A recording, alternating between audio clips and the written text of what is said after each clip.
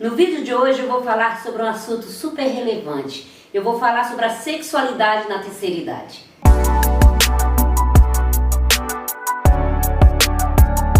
E hoje eu estou com uma pessoa super especial para falar desse assunto, que só ela para saber falar exatamente do que eu quero transmitir para vocês. Carol, se apresenta, por favor. Primeiro, agradecer esse convite. Eu que agradecer. Que é algo que a gente precisa sempre esclarecer sobre a sexualidade. E foi por isso que eu me tornei terapeuta sexual. Meu nome é Carol Rabelo. Hoje eu sou educadora e terapeuta sexual, mas comecei toda essa trajetória vendendo produto erótico. E ao vender os produtos eróticos, só para ganhar um dinheiro extra, fui vendo a falta de informação. Então eu fui estudar, me tornei educadora, sexóloga e hoje também terapeuta. E aí o que as pessoas entendem, a gente não ensina a fazer sexo, a gente esclarece sobre esse tema tão abrangente que é a sexualidade. Então eu quero que você explique para todo mundo o que é sexualidade.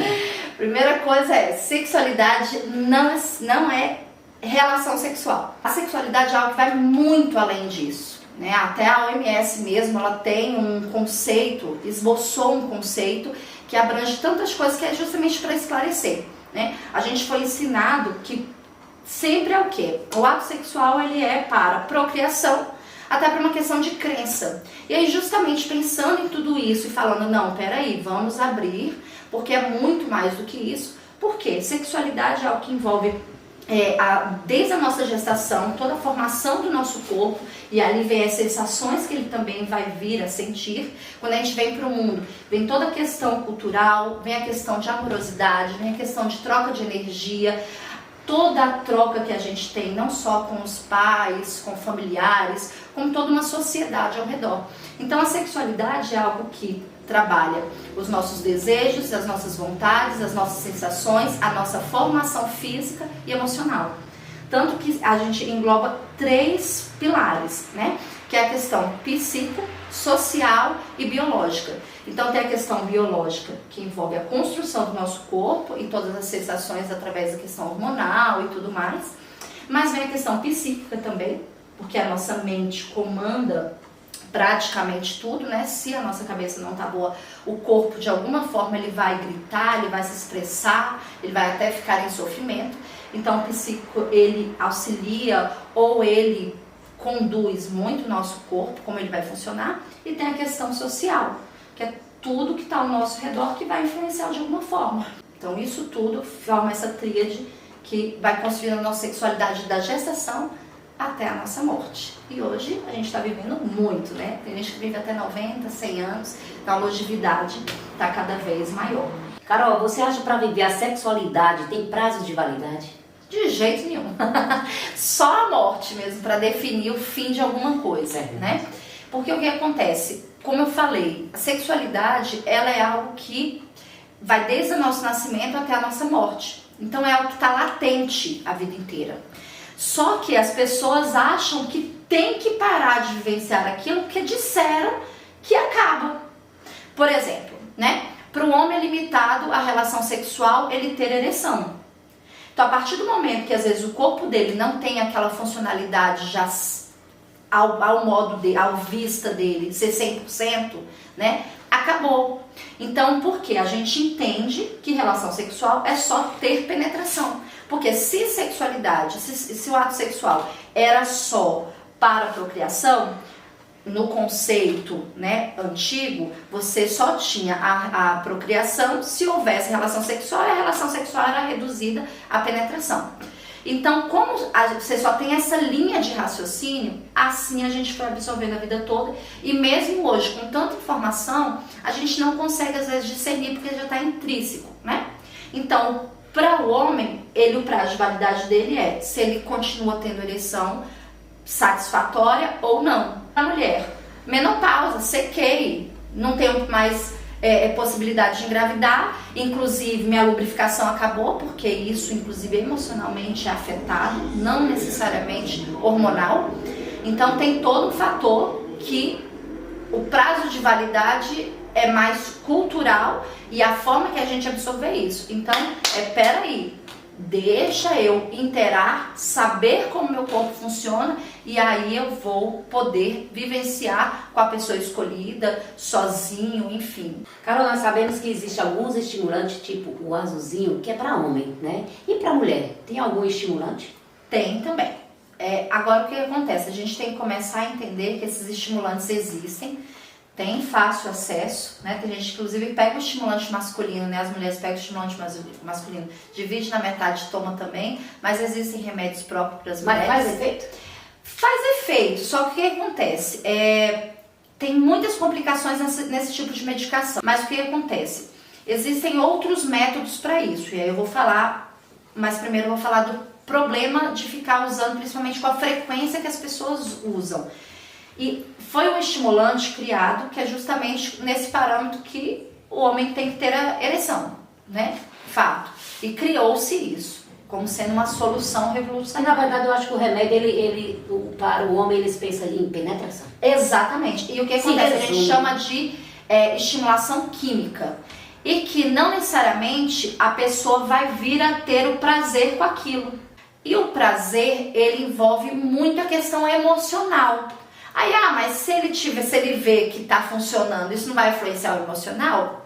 Sim, mas isso envolve muitas coisas. E sentimento, independente se você está conhecendo uma pessoa por uma hora, você está relacionando com ela por uma vida inteira, existe algum sentimento, nem que seja o desejo pura e simplesmente, né? Pelo menos assim deveria ter, o alimento do desejo. E esse alimento do desejo, muitas vezes, é o que vai alimentar de forma natural o seu corpo reagir. E aí as pessoas vão pelo caminho mais curto, jogando um fator químico para dentro do corpo. O que isso implica?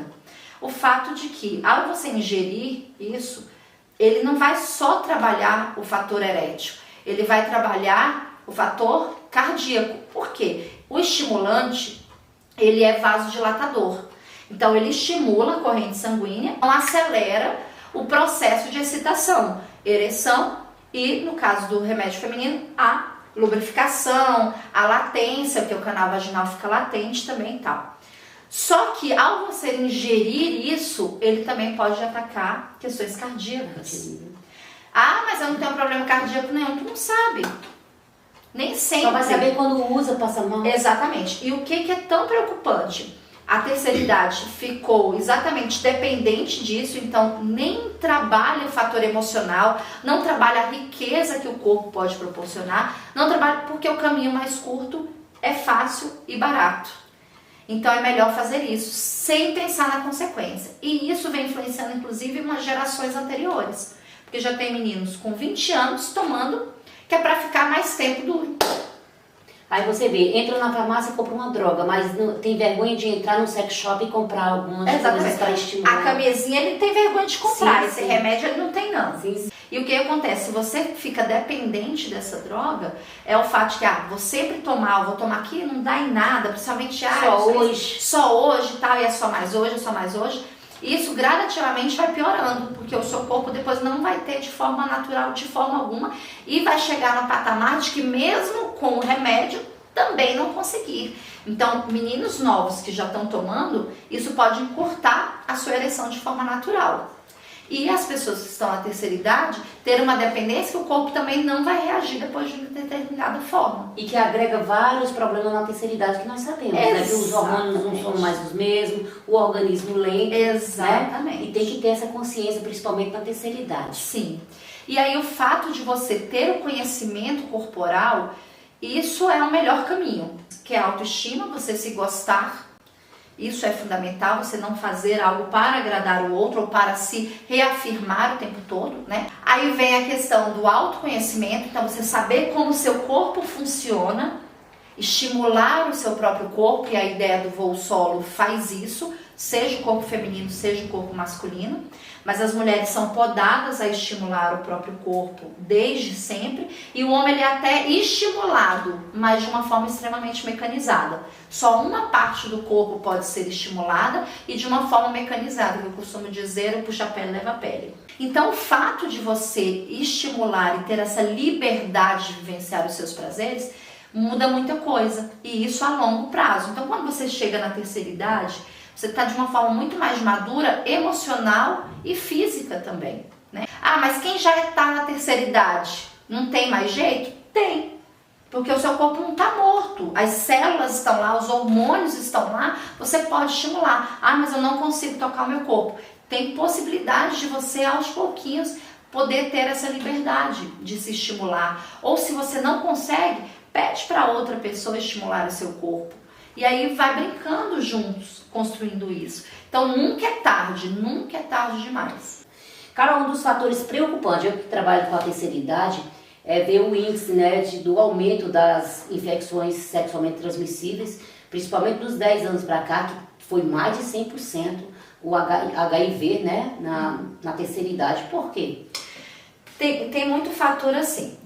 Primeiro que agora, exatamente, as pessoas estarem percebendo que podem vivenciar isso, que tem a longevidade, que elas com mais de 60 anos, que é quando, né, são considerados da maioridade, da terceira idade, que eles vão ter mais anos aí pela frente, então, ou seja, a vida deles não acabou. Então, exatamente o fato de ter hoje a liberdade sexual sendo atingida, as pessoas poderem vivenciar isso de uma outra forma, uma nova visão, então eles veem, peraí, se eu continuo tendo essa possibilidade, meu corpo continua funcionando, eu vou vivenciar. E isso é ótimo.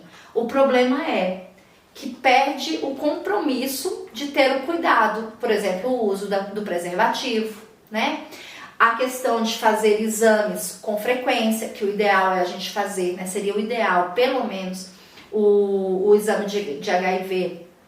Mas existe até gente em postinho, né? Esses exames de fácil acesso. E o índice, a gente fala muito desse índice do HIV, mas a sífilis também é algo que está muito propagado. E isso está atingindo muito essa faixa etária. A hepatite C. A hepatite C.